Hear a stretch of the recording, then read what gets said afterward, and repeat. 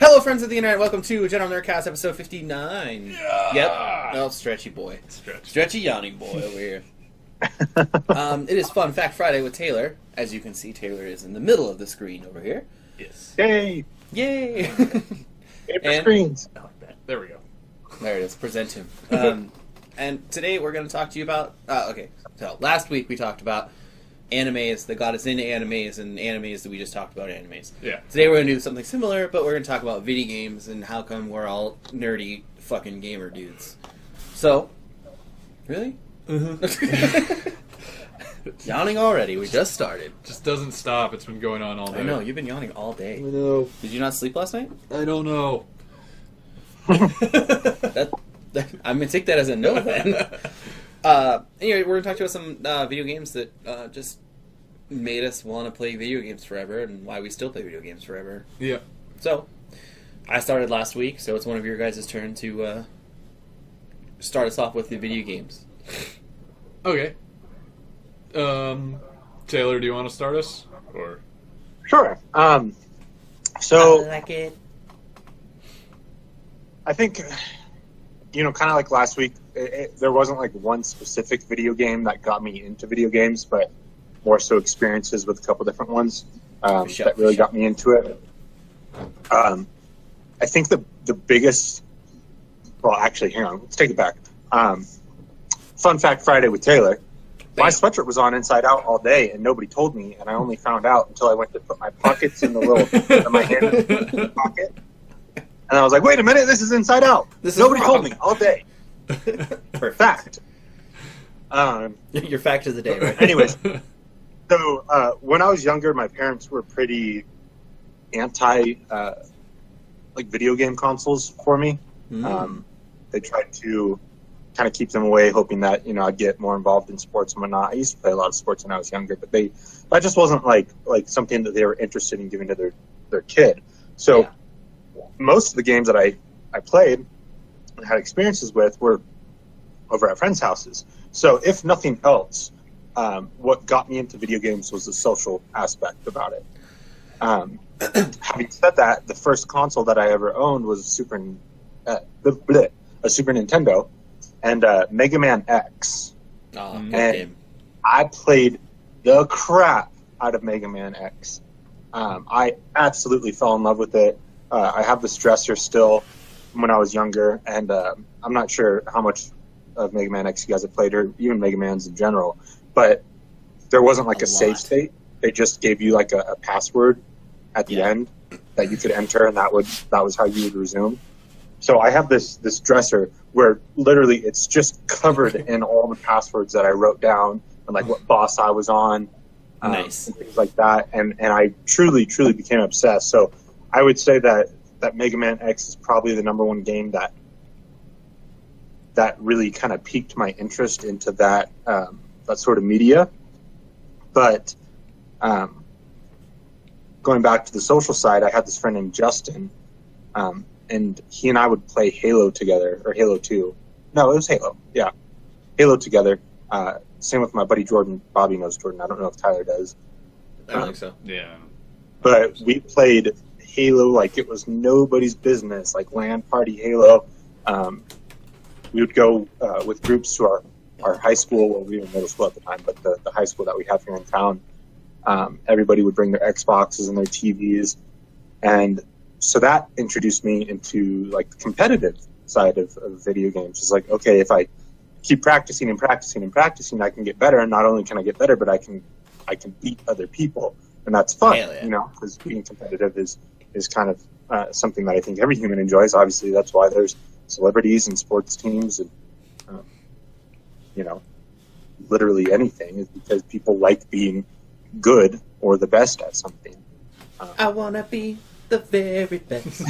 No one ever was. Thanks for the transition. I got you, dog. Because I would say the third game that got me into really being like a lifelong nerd was Pokemon. Just the aspect of being able to capture stuff, The training. and battle your friends, but not only just being able to capture stuff, but how you could do so much on your own without playing with friends to make it to where when you did play with friends, it was like a different experience. Where like Halo, for example, you could run around a map all you want by yourself, but when Halo came out, you weren't there weren't bots or anything like that. So yeah, you could learn a map, but you could only do so much by yourself to get better, where you like really had to actually be with friends to improve. For Pokemon, it's like you could grind the shit out of it for hours by yourself, and then when you battle your friend, you'd beat them unless they were like my other friend Tyler, where I worked like weeks to build a team to battle him, and he just went and caught a level 80 Mewtwo and stopped me. So, unless you just do that. The secret to winning all Pokemon battles. Catch a level 80 Mewtwo. just grab an Uber Pokemon. But I would say overall the most probably influential series is the Halo series. I got super into Halo 2 when it came out, specifically with like super bouncing and stuff. You guys ever do that? Yeah, I did that a lot with my my friend Kyle. We would just run around and be like, "Watch this one," and just like, "What the fuck?" He's like, "Yeah, watch this one. I can jump all the way from this corner down to that platform," and then just throw a grenade down and be like, "Oh!" Just like shoot him across the map. I'm like, "What the fuck?" Yeah, super bouncing was so cool because it made like a game within a game, because obviously people could use it online to get themselves into better positions or above maps or whatever, but as you know, Bob, super bouncing is super inconsistent. Like, yeah, it's like a pixel perfect place that you need to land after a series of events. So while it was kind of in competitive Halo, I don't think that it really influenced when you went online to play. But more so, you could spend hours, and I did, just super bouncing on a level, trying to find new super bounces as soon as you understood, the concept of what made your character fling up like that. And I'm trying to remember the name of the map. I'm bad with the names of the maps, so just make one up and I'll say you're right. Picture the one that you could spawn on one of... that's stupid. Obviously, you could spawn on one of two sides. If you spawned on one of the sides, directly to your left was water, and then there was like kind of like a highway ramp that went up, and then a piece of a bridge that was dangling. And then there was like a incomplete high-rise structure in the middle. You picturing that one? I think I know which one you're talking about. Well, so anyways, that one had a couple super bounces, but more so there were super bounces out of bounds to get on, because they had super tall buildings, and all of it was well, I shouldn't say all of it, some of it didn't, but a lot of the buildings that you could see actually had collisions, so you couldn't just like walk right through them. And I remember there was this one building that to get to the very top of it and to be able to super bounce your way up was so fucking hard to do, because first of all, you had to super bounce on top of the incomplete high-rise structure. Yeah. And then as you're coming down, you had to hit the corner to bounce again, so you had to do a double super bounce to get out of the map. I know what you're talking about now, because you and I tried to do that one for forever, and I couldn't get the fucking corner one. I remember now, because that fucking after the first bounce and you're supposed to land in the corner, I could never get that part. Yeah. I'm gonna pull it up. I know it's super bad for me to do mid recording, but I'm actually looking at Halo 2 maps right now, so I do it all the fucking time. So anyways, yeah. you did the, there's many ways to do it, because super bouncing you could basically do anywhere. But so the way that I did it is I would bounce from the bottom bridge down some steps. You crouch in the bridge and you jump down the steps, so you super bounce up, and then you have to do the second bounce on the high-rise structure, and then you get on top of like some steel beams or whatever that's held up by a crane. You have to walk across that. You have to do some grenade jumps or some fancy jumps outside of, once you're out of bounds, to get up high enough to go around to this other corner to do another super bounce. Once you did that super bounce, you had to do yet another double super bounce on another corner to get to one tier of the building. And then once you were on that tier of a building, it was the most precise and complicated super bounces where you weren't able to crouch beneath something, which, to give you super bouncing 101, you had to crouch your character and wedge yourself basically in an area where when you released crouch, they wouldn't be able to come back up. So you do that, but then you'd release crouch, and then you'd pull yourself out, and for whatever reason that charged your character, started the super bounce, and then you had to jump high enough from the ledge of something and hit basically where two pieces of the map connect, like with the programming, and your character would start to fall through ever so slightly, and the game, to correct itself, would then just fling your character up super high. So when you're up on this building, there was no place where you could bring your character to crouch underneath, so people were developing new ways to initiate a super bounce, and you basically, I'm trying to do this for the camera, something straight. Yeah, this book is straight. So basically, and it was slanted, you had to start up here, and then to be able to hit the corner down here, like actually on the corner, because again, that's where two parts of the map intersect, you had to like do this kind of sweeping jump out and then come back in. And once you got that bounce, you'd go up to the next tier, and you had to do that 3 separate times to get on top of this building.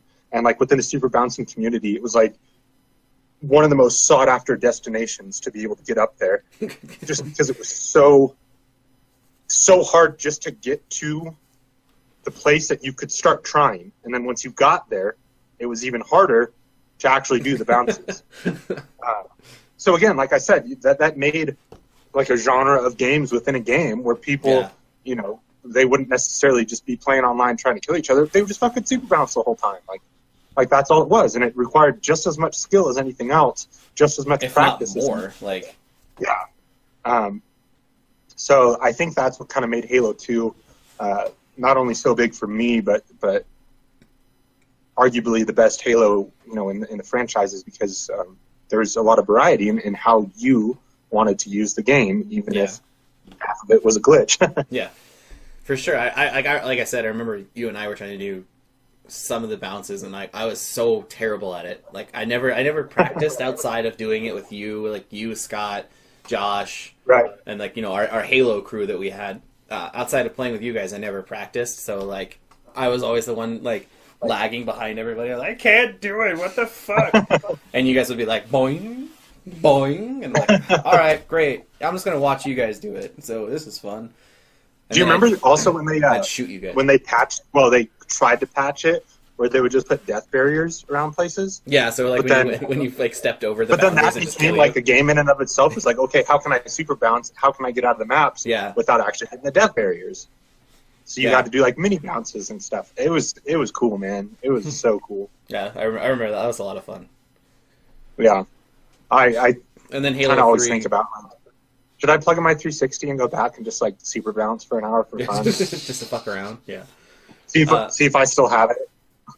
Yeah, I remember in Halo 3, all we ever did when we got into parties together was we would just try to get out of the map and find Easter eggs, because they like hit a bunch on the outside.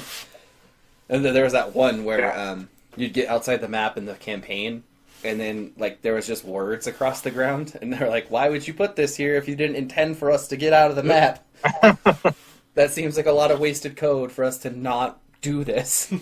Yeah. So, yeah, I remember, because that one you had to grenade jump. You had to like throw a grenade, and right as it exploded, you had to jump into a tree, and then from the tree, you like super bounced off the tree into like this area above it, and then you had to grenade jump out of that to get out of the map.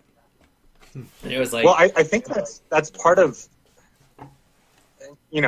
every week I try to say not to suck such and such dick, but I think that's kind of part of the reason why the big boom for Easter eggs got so big. Yeah, hi Luna. Just poked your head in real quick.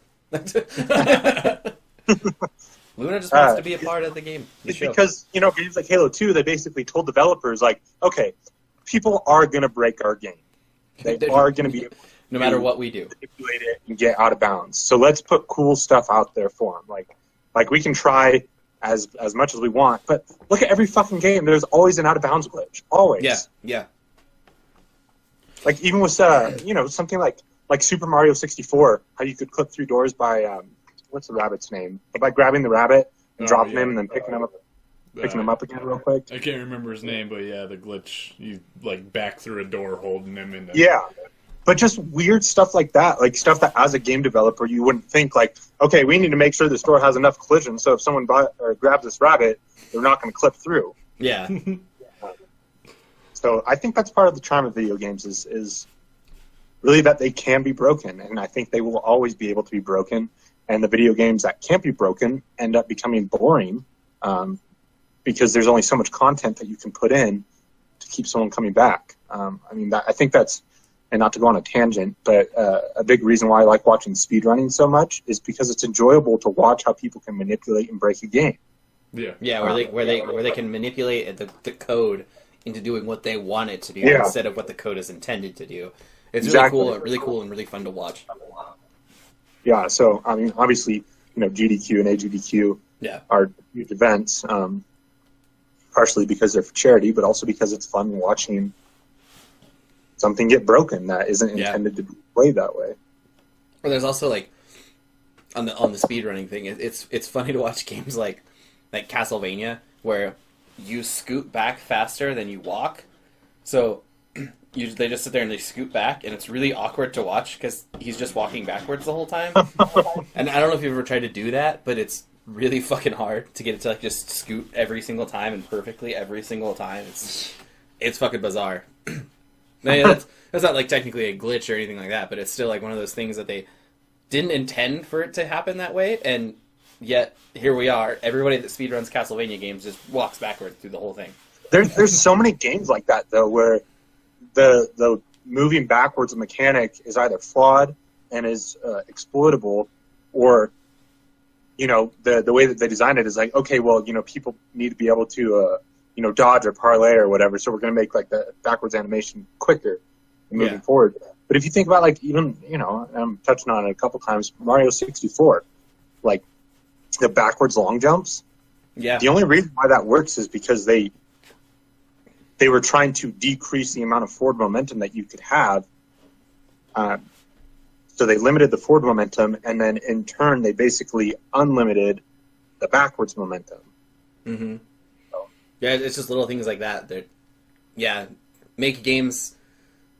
It makes the game that you're playing kind of into your own game inside of the game. If you figure it out and you do it long enough and you practice long enough and you do all the weird shit. So yeah, no, that's cool. I can agree with that. That's why I think that games need to be breakable. Or at least hopefully developers keep in mind, like, instead of, I'm going to make the best game ever that's, completely unbreakable and it's going to be full of content, like make a game that is susceptible to, glitches and you being able to manipulate it, because that's how you're going to get the community to continue to play it. Yeah. Yeah. Is that your dogs making that noise? That's Luna. She's singing. Hi, Luna. Welcome to the show. Singy, singy, sing. Yeah, no, I that's a very interesting way to look at it, about how, your travel into getting into games, and how it all, came into Halo, and then Halo was, the game that transcended you into the giant fucking nerd that you are. Yeah, Mega Man definitely is, what introduced me to it. Pokemon is the one that I still play even to this day. I mean, I got DSs coming out my ass. All Pokemon. But yeah, Halo, I think was the good mix, of a social game, as well as one that was easily breakable. That kind of kept me around and was like, you know what, video games are fucking tight. I can do this video game thing. Yeah. This is fun. Yeah, I can jive with this. Cool. I like that. Wasn't your typical story where it's, I just started playing games and there I just never stopped. It's you had a whole backstory behind it. I appreciate you. Well, also because my parents didn't let me have a video game system when I was younger, and then finally I saved up and bought a Super Nintendo. And this was when the original Xbox and PlayStation 1 were around, and all I could afford was this older game console. But it definitely made me binge the fuck out I was like, I need to get in everything I've been missing. I need to Google everything. Wait, there's only very limited internet. My parents kind of screwed themselves in tking like, no, we just won't let him have video games. Maybe they'll not be interested. I was like, no, I need it! Also, Donkey Kong Country for the... actually, I don't know if it was Donkey Kong Country. Donkey Kong for the Game Boy, original one. Oh, okay. Yeah. I used to play that one on road trips when I was on like swim team and played hockey and whatnot. Nice. That one was a lot of fun. Nice. But not nearly as influential as the other ones. Yeah. Nice. Do you want to go? Nice. You can go. Okay. Well, growing up, my dad was a giant fucking nerd too, so I kind of just inherited it. I was reading comic books when I was 3. But as soon as I figured out how to read words, my dad was like, "Here, this is a giant Buck Rogers book, and it's the whole collection of Buck Rogers comic books." And I fucking remember I was reading that forever. But the one day he came home with like the regular Nintendo, the NES, came home, plugged it in, and we played Zelda and Mario for fucking ever. So obviously those were very influential in me getting into the gaming and what I play now. But the game that always clicks for me that I remember always really fucking wanting to play was the Simpsons game, and I'm pretty sure it was like Bart versus the aliens or something. It was like outer space. I can't remember the exact name of it, but I remember like my dad would take us to church on Sundays, and they do like all the extracurricular stuff after church or after like when they talk to you. I forgot what it's called, but when you're all sitting down and everybody's talking, and then like they're like, okay, now we're all gonna break up and go to our little classes and stuff. And I remember I would always be like, I want to go home and play The Simpsons. I feel like that game was the game that pushed me into the addiction. Because I would just be like, I don't want to do anything else. I'm gonna go fucking home. I'm gonna play Simpsons, and I'm gonna go kill aliens and stuff. And then I guess I got a PlayStation next. And then the game that I fucking spent hours on that was Final Fantasy VII. Like everybody did. That was a good game. Yeah. So I think that kind of that game bridged me into like the RPG scene, because like I never really played them very often. Like my brother was super into racing games. My dad was kind of like anything he could play, he'd be into. And I never really got to experience an RPG until Final Fantasy VII. So that game definitely like bridged the gap into being able to like binge a game for 100 hours and still not be done with it.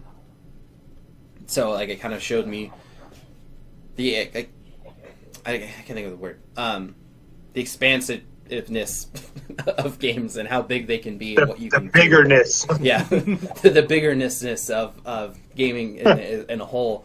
And I know I never got a PlayStation 2. And I didn't get a PlayStation 3 until the end of its life cycle. But I had an Xbox 360. Yeah. And I played the OG Xbox. I got that the day it came out because my sister worked at Target. So she got my dad one, and we played Halo and the boat game. I can't remember what that one's called either, but it's like you're like battle boats. And like they have guns on them and stuff, and you just like slash around and just shoot other fucking boats and stuff. So that game was another game. I can't remember what it's called, but it was one of the very first Xbox games ever. And then I jumped into the 360, and then what got me into the social aspect of gaming, like you were talking about, I didn't even think about this until you started saying stuff, but it was probably Halo 3 and then Call of Duty 4. Yeah. Those two games were the games First that... one there. Yeah. Those were the two games that definitely...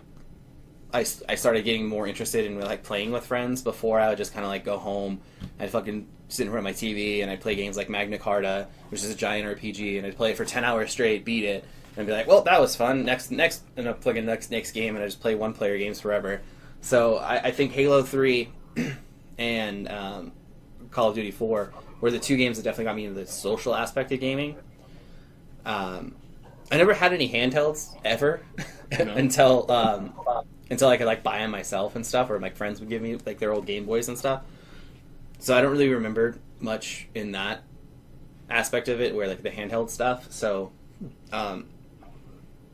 Yeah, I don't know. I just feel like that fucking Simpsons game that I can't remember what it's called was like the bridge to me being obsessed with wanting to do this forever. And that's like a weird game because I feel like not very many people know what that game is. Like, what? Nintendo. Yeah, it was on Nintendo. Because I never had an SNES. I had the Sega Genesis, Sega Channel. Yeah, Bart versus the Space Mutants. Yeah, that one. That was Released the game. in February 1991.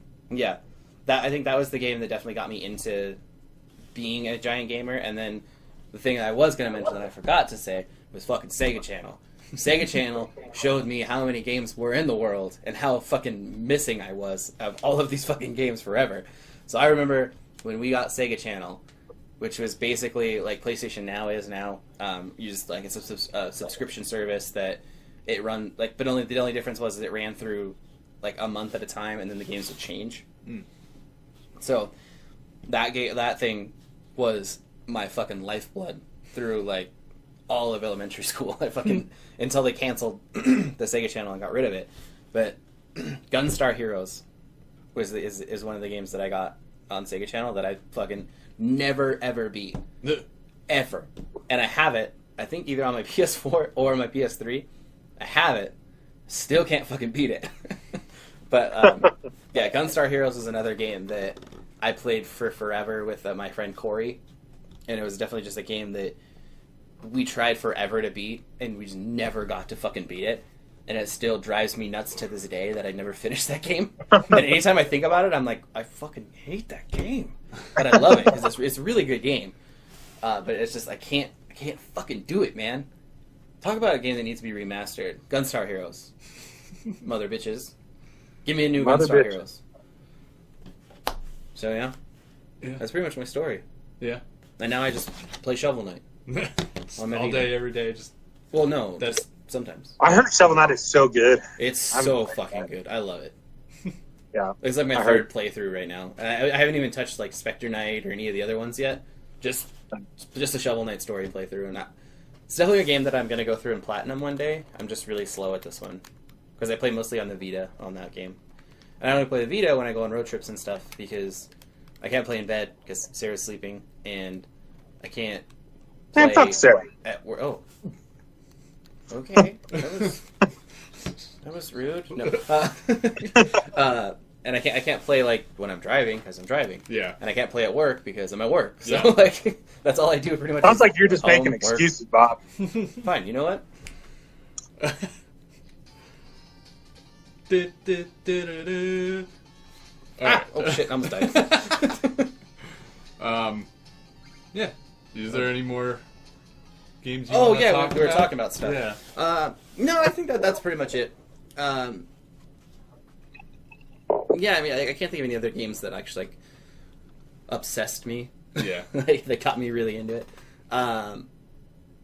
Obviously, I made the jump from Xbox to PlayStation because PlayStation Master Race, but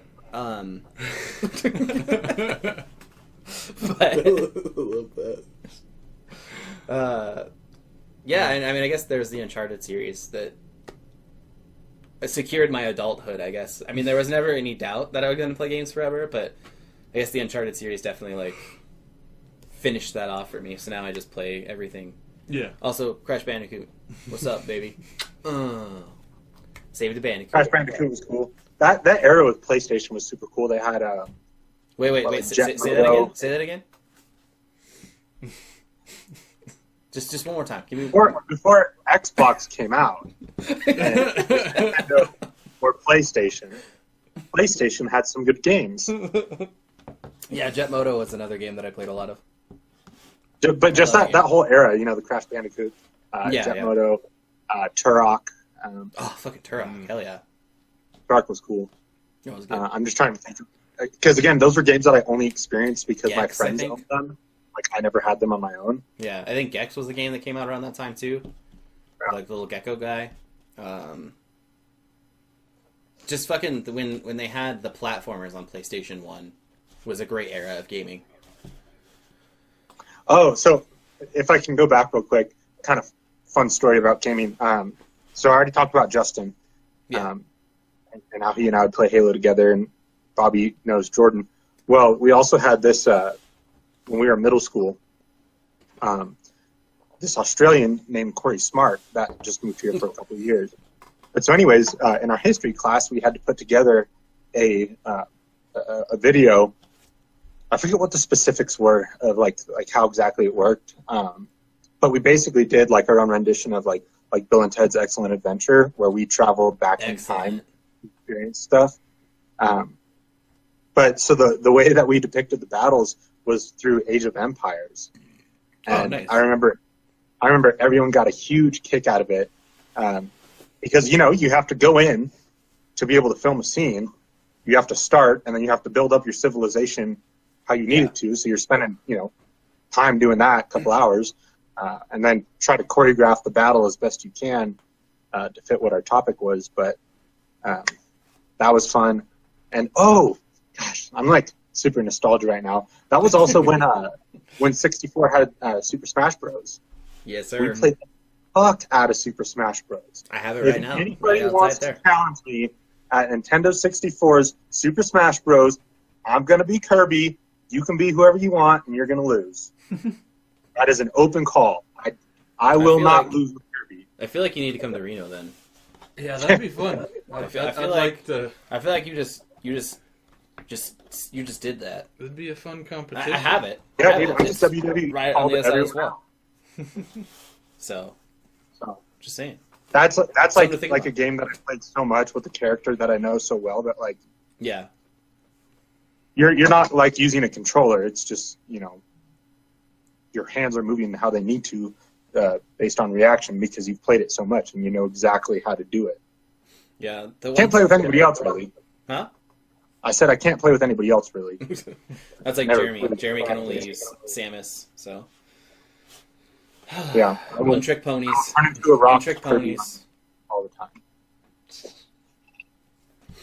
Yeah, your Age of Empires stories remind me of like growing up. My dad had this friend at work that bought all the computer games like Diablo and Baldur's Gate and all that stuff, and he would just burn the discs, give them to us, and we'd just be able to play them. That was back in the day before like CD keys and stuff. So. Right. I remember playing Diablo and like pretty much any illegal copy of Diablo, any illegal copy of Baldur's Gate, and there was one other one that I played a lot of. But Baldur's Gate was crazy because it was I think four or five discs, and like depending on what part of the map you were in was the disc you had to load. So it was like constantly just like, oh shit, okay, all right. So anytime you like fast travel, you'd be like, I'm gonna go here, and then it'd be like, you need disc 3, and you're like, okay, which one was where's disc 3 at? Then pop out disc 1, put in disc 3, and you talk to somebody, and then they'd be like, you need disc 4, and you're like, oh, son of a bitch.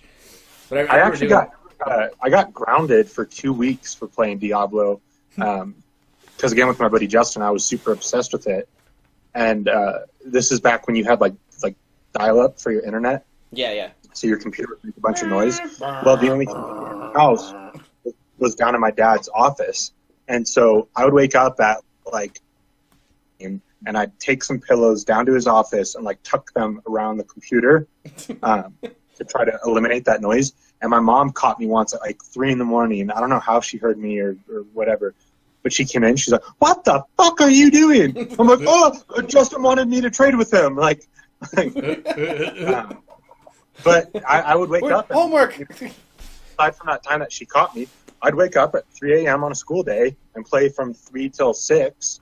Go to school, come back home, play it again. So I played the crap out of Diablo. Nice. Yeah. Diablo was pretty big for me. Just When you could dupe items by like picking one up and like dropping something from your inventory right when you did it. Yeah. I remember playing Diablo, and I found this great axe, and I was like, I'm gonna use this so hard, but I needed like 64 strength or something, so I just grinded the shit out of levels and just fucking put all my points into strength, which was not a great idea. I was not great. I died a lot. But goddamn, when I hit people with that axe, they fucking fell apart. But yeah, no, I died a lot in that game. yeah. Well, All right, I guess you're up. yeah. Well, I'm trying to think. Like one of the earliest games I think I played was on the Super Nintendo. It was like a side-scrolling adventure game where you had mage, a rogue, or archer. I think there's like 4 people you could choose from. And I always play that with my buddy. Sounds very Final Fantasy 2-ish. Yeah, I don't think it was a Final Fantasy game at all, though. Oh, wow, alright, never mind. It was, but yeah, I remember playing that every now and then. I never really had any consoles that were mine, per se, for years, because if we got consoles at all in my family's, it was like claimed by a brother or something, and they would always take it over to a friend's house and whatnot. So like the few chances I'd get to play the games when growing up, I would. But most of the time, it's like, all right, well, I'm taking it. But like, I'm in the middle of the game. I don't care. And It's mine. Oh, okay. Until I had like a Game Boy. I think I got a Game Boy for one of my Christmas, like a Christmas or birthday or something, and then I started playing Pokemon, or I got into RPGs on the Game Boy. But Pokemon Red was, I think, my first personal game that I actually had. Then when my brother got a Nintendo 64, I played Ocarina of Time and then Majora's Mask, which I actually liked Majora's Mask way more than Ocarina of Time. Oh my gosh. How could you? I just love changing into the different creatures and going into the wrong environments. To be fair, I don't think either of those are my favorite Zelda games. So. No. They're not anymore, but back in the day, that was one of my favorite games. Then Halo was also really big for me and my buddy. We would replay the campaign all the time, or screw around on the multiplayer maps whenever we could. But he loved playing the sniper level at night, and then we kept trying to beat that one on Legendary without dying at all, or like keeping the sniper rifle. That's the one where the hunters come down at the end, right? Like they come down through the little. Yeah. Yeah. And he wanted to be able to go through that entire map with the sniper rifle, making sure he didn't run out of ammo until it was completely empty and like not wasting a single shot. And one of my favorite stories. Yeah, that is one of my favorite stories. Is we got to the area where you have to fight off the people and then the hunters come down, and he ended up dying, and his sniper rifle rolled off the cliff, and he's like, "Oh, hi, Hey, Ghost." And he's like, "Oh, I don't man, want to be on TV. I lost my sniper rifle. We need to restart. Can you just go die?" I'm like, "All right." So I put my sniper rifle away. I pulled out the pistol, and I just started. And we were playing on Legendary, so it was incredibly hard as is. Yeah. And I just run out into the middle. I start jumping around, just firing randomly and trying to run up and punch people. And I cleared out the entire area doing that. And he respawns. He's like, "Are you fucking kidding me? I just told you to go die so I could re-get the sniper rifle." I'm like, I tried. that was my response. I'm like, I tried. I went for it. I didn't hide at all. I just ran for it. Killed everyone. That's fucking perfect. Sorry, too much skill. Sorry, I'm too good at this game, bro. I think that was one of the reasons I love playing like co-op games or anything, is because we would constantly play co-op in Halo or Halo 2, whatever it was, and then we'd also get Diablo was big for us. I think I played more Diablo 2 than I did the original Diablo, but that was also one of the games my mom did not want me to play at all, because it's like, that's devil worship games and whatnot. Yes, it is. You're like, no, but I kill him. Yeah, I think that was. I think I actually said that. I was like, no, we're going against the devil. We're hunting him. Yeah, we're trying to kill the devil. But we played that one a lot. I can't remember, and that was one of the big introductions into multiplayer for me, I believe. Because I don't know if I played that multiplayer more than like Halo 2 multiplayer or Halo 3 multiplayer. I can't really remember timelines right now. Yeah. It's hard. It's hard to think back on like all the games that you've played and like the series that you've played and stuff like that. It's just really hard to think back on and actually pick one or two out from the crowd. Yeah, like we've all played so many games. Yeah. You know, spent so many hours playing them that it's hard to like. Oh yeah, I probably did put like 1,000 hours into that. Yeah. Like, minimum. Yeah. Sorry, I didn't mean to like. No, that's fine. I just wanted to. I've been noticing that in all three of our story times is that we jump all over the place to all these different games. I'm like, I can't really tell which game influenced me the most, because I spent a lot of time in all of these games. Like I like when I started, I had a solid plan of what I was going to say, and then it was like, just all over the place. So. Yeah, I think. Well, like myself personally, like Call of Duty wasn't the most influential series to me, but I've easily put the most hours into the Call of Duty series. Yeah, of course. Yeah. I think I played the fuck out of that. I actually lost a girlfriend to that. Good man. When either Modern Warfare 2 or Modern Warfare 3, I forget which one, came out, we went to the midnight release, and this was when I was living in San Diego. She wasn't from San Diego. She was just visiting me.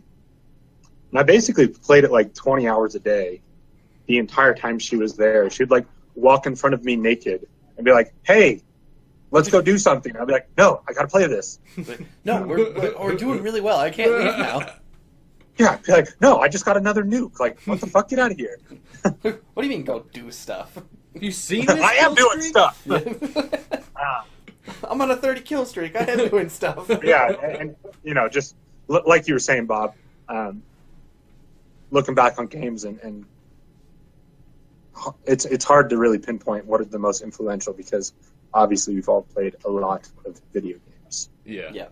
Back to your thought, Tyler. I could start going on. No, that's fine. I could say I'm not that great at finishing video games. There's a lot of times where I get really far into them and I jump into other games. Yeah. But one of the first games I think I actually finished and spent a lot of time devoting to it was Legend of Dragoons. I think that was one of the first games I was able to get all the way through and I fucking love that game. Fully explore. That game was I haven't awesome. played that game. Oh, it's great. I don't know if it holds up. I haven't played it in 15 years, but I can tell you when I played it, it was fucking great. Yeah. It'd probably be a little tough to go back to just because of graphics and everything, but yeah, I think it would still be a lot of fun because it's just a turn-based RPG. Yeah. So, that and I finished Majora's Mask. It took me. I think I finished Majora's Mask before I ever finished Ocarina of Time. No, makes sense. If you liked it more than that, yeah. Yeah. And do you, boo boo? My first MMO was World of Warcraft. Oh yeah. So. I think that was everybody's. Probably. I think I probably was like. No, not me. RuneScape was probably the very first one. Yeah. I think I wanted to play RuneScape, but that never happened. What were you gonna say, Tia? Oh, just World of Warcraft wasn't like that big for me. I played it a little bit, but if I did like an MMORPG like that, it was Final Fantasy. Yeah. 11? Yeah, I think it was 11. A lot with Josh. Not 14? Not the new one? No. Okay, then 11. Yeah, then 11. I think I had tried to play 11, or tried to set it up, and for some reason my account wouldn't connect correctly after the first time I signed up. And so I just stopped playing it, and I forgot to... I'm pretty sure I still have Final Fantasy 11 over there. I forgot to, take BRB. the subscription off, so for like a year or two it kept pulling money from my mom's account, and she's like, so I just noticed that we have these charges like over $200 or something. Like, what's it from? It says this type of service, you named it off. I'm like, that was from that game that I signed up for that I was gonna give you money for, but it wasn't working, and I forgot about that. And I forgot to pay you money. Sorry. So that one was a letdown. Yeah. Yeah, I wanted to play that. I didn't devote much time to it because by the time that I got it and actually got to playing it, everybody else was so far ahead of me that I was like, yeah, doing these spots by myself kind of sucks. Yeah. So. Yeah. Aside from Diablo and World of Warcraft, I'm trying to think of what other big fun multiplayer ones were, but I think those were kind of my main ones. Yeah. Those are good ones. I played Call of Duty Black Ops a lot in multiplayer. One thing I can say in games is I always liked screwing around. I always liked making it challenging to where, all right, they gave you a gun. Go beat them with a club. Yeah. Or it's like, oh, I have magic. I'm going to punch him. Yeah, just doing something that makes it more challenging or ridiculous. All right, you got to fight a dragon. He's immune to everything, or everything only does 1 damage to him, but you have the magic bow that does like 500 damage. I'm going to grab a rock. Yeah, I'm gonna smash him with a rock. Dum, dum. I like challenging myself in video games, like Yeah. just stupid ways, or finding little glitches. Like I used to wall climb in World of Warcraft to try and get up to high places. Yeah. And then Guild Wars 2 came out, and it was like, there's jumping puzzles. It's built into the game. We're like, oh, fuck yeah. Yeah. So many It's always good fun games. trying to jump in games and get not necessarily out of bounds, but Somewhere ridiculous. Yeah. yeah. Yeah, I Awesome. don't know why that's the funnest thing. Did you guys ever play? Gosh, and this is like back in the PC era, like where in the world is Carmen Sandiego? Not that game specifically. There was 2 games that I, Oregon I Trail. was sitting here listening to talk that I was like, oh, I fucking loved those games. One of them was Legend of Carandia, I think. You guys Never ever played play it. that? I don't think so. Not that I remember. I don't even remember the name. So I'm trying to think of how to describe it. It was an RPG. There's like an evil jester that took over whatever area you were in, and you had to go collect a bunch of stuff to be able to defeat him. I just remember it because it was so creepy. And then I think they were called like the Jumpstart games. They were like educational games. But the 4th grade one was set. It was like a Halloween version where this witch turned all these kids into like different monsters, and you had to go around solving puzzles and whatnot, collecting keys to be able to battle her. I remember that one being super cool. speaking of educational games, fucking Number Muncher and Chips Quest. I fucking love those games. Dude, I would love to have like a PS4, Xbox version of fucking Number Muncher. Like that would be the shit. Or like a new fucking Chips Quest. Chips Quest was just like you just like solved puzzles and you had to collect chips.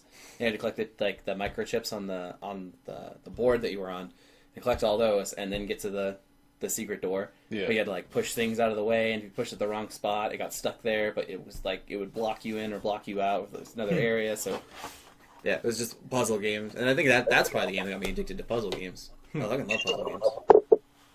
Chips Quest. Chips Quest. It's a good game. I'm gonna look it up.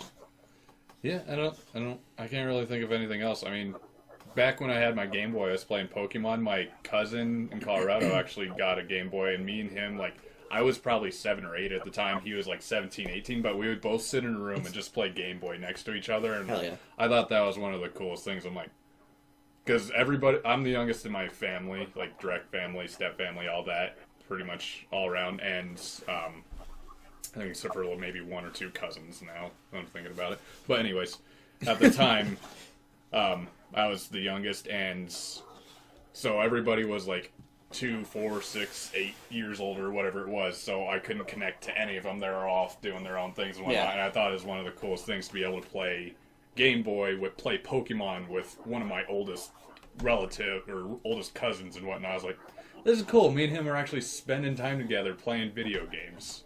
No, that's awesome. So, Pokemon Blue. That was the only game I ever like spent time on a Game Boy. yeah. Like, wasn't interested in anything else. Yeah, I had Pokemon, and I had an RPG, like a kind of platform battle RPG, where, and I think those are the 2 I can remember the best. And then I think I had a couple other ones, but I don't remember them that well.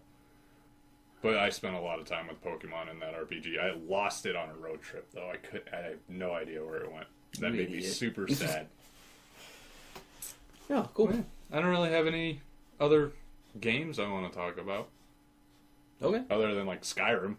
Oh, other than Skyrim. Spent a lot of time in Skyrim. Yeah.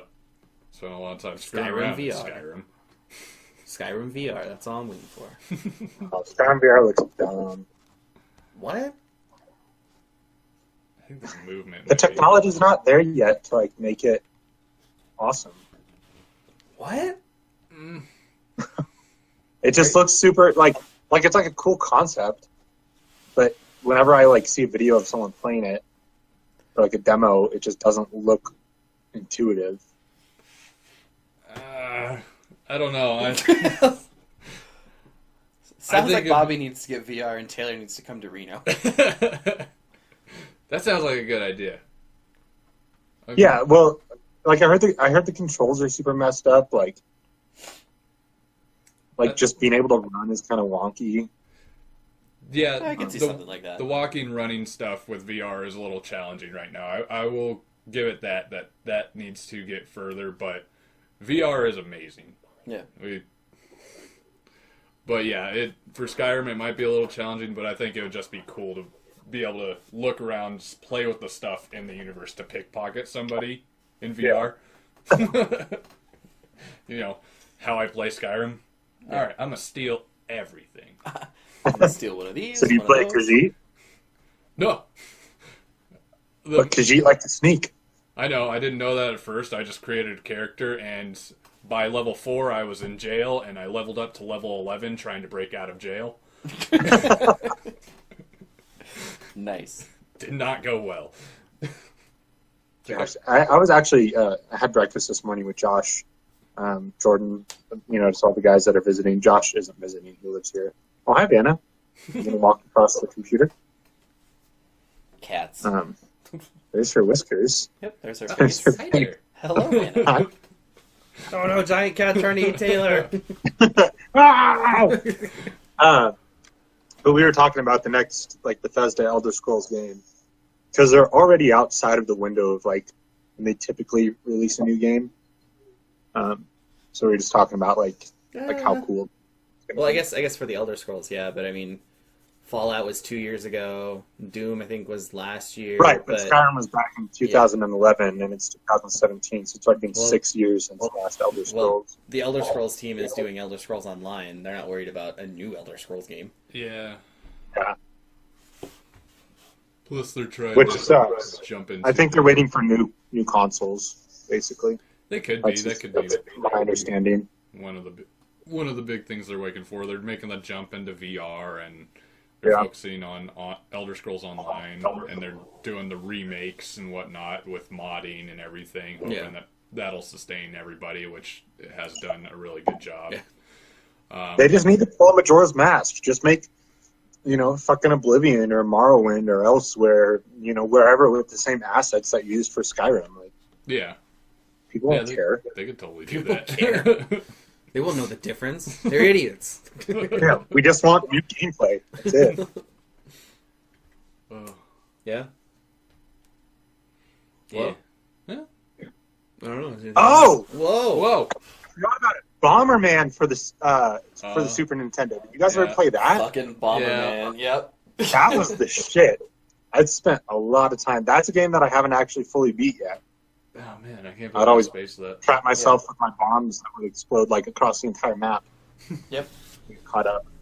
That's one reason, like, I was super into the Switch when it first came out. I was like, Because fucking new Bomberman game. Yes. I wanted to get that, and you kind of made me sad when people said it wasn't that great. Yeah, everybody said it was broken, and it wasn't good. So, made me sad, too. I wanted to play it so bad. I mean, you can still get it. I could, Fuck what people think. and it could be awesome. And Yeah. I'm just, Could be great to you, but bad to them, I'm also not. I'm not buying any games right now. I don't know why. I'm kind of just Isn't waiting that for how sex Destiny. is? It's great to you, but bad to your partner? Yeah. I got mine. My game. That's the good point. That's the point, right? Yeah, you've succeeded. I've done it. Anyway, 45 sorry. seconds. New record. New personal best. Did you get yours? No. Oh, all right. Well, we'll try again tomorrow. See Better ya. luck next time. Anyways, Oh, man. not to go down that road. Too late. Yeah, we already did it. Funny, right? Well, yeah. I think. Rubbing your face up against the briefcase. I think we're good. Yeah, I think that's good. I think we nailed it. Episode 59. 59. 59. I got a hammer because we nailed it. Perfect. Did you set that up on purpose? Yes, I knew what you were going to say. I've been waiting all week for this. I have a hammer because we nailed it. All right. Well, this has been General Nerdcast, episode 59, like Tyler just said. If you have any questions, comments, concerns, or maybe you want to tell us about your most game influentialness. What That was game made you the fucking stupid way to happiest? say that. Or what game made you want to play more games? What game got you the hook? Hooked you in, sucked you down, and then sucked you dry. Right. Right. Yeah, go ahead and leave it in the comments or message us, or you can email us at generalnerdcast@gmail.com. You have Facebook at General Nerdcast, and also Twitter at General Nerdcast. So if you wanted to do that, you could. Yeah. We do have a Patreon page if you want to help us out there and help us further the show, do more things, and make more happy. Yeah. Then you can do that at patreon.com/General Nerdcast. Check us out on YouTube. Comment, like, YouTube. subscribe. Check Yep. out videos. We'll be trying to make more videos down the road. We're just gotta advance. Yeah, we just gotta keep doing it, I guess. Figure out all that we want to do. Yeah. And if you guys have any suggestions, we're open to hear and probably try out. We're open. Yeah. Yeah. If you're listening or watching in the morning, I hope you have a great morning or a good rest of your day. If you're listening in the afternoon, hope you had a great morning. And I hope you have a good lunch the rest of your day. If you're listening to us in the evening, don't do it while dinner, do it while dessert. Fill your sweet mouth with sweet treats, and then let us fill your sweet ears with sweet noises and voices and ghost tale. And if you're listening to us right before you go to bed, I hope you have a great night, great sleep, and get a full 8 hours because it's important for life, and be good, safe. Bobby Taylor Tyler signing off. Smooches.